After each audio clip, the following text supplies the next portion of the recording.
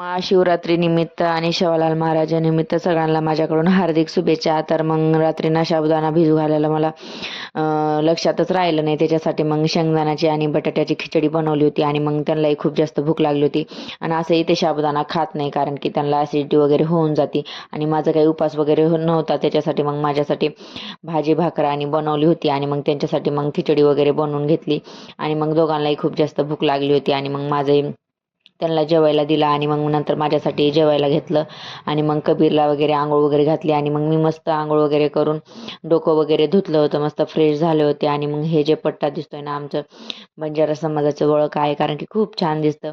आणि मग नंतर ना दरवाजाला हे लेपन वगैरे करायला घेतलं हळदीचं, कारण की असं सांगतात की लेपन वगैरे केलं तर छान दिसतंय आणि पॉझिटिव्हिटी येते त्याच्यासाठी.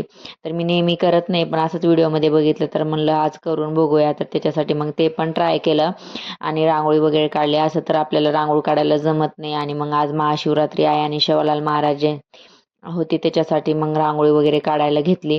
आणि त्याच्यातही मग मोबाईलला काय होत होतं आणि काय माहिती, मध्ये मध्येच बंद होत होता. तर मग मला जशी येते तशी काढली, मला काही एवढी छान येत नाही.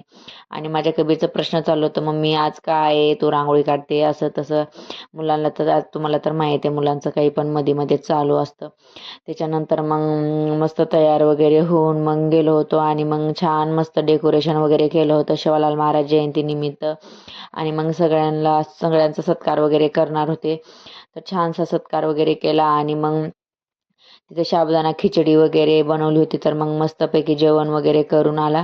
तर आजचा दिवस असा गेला. तर तुम्हाला जर छान वाटलं असेल तर मला कमेंट करून सांगा आणि सबस्क्राईब केलं नसेल तर सबस्क्राईब करा. बाय.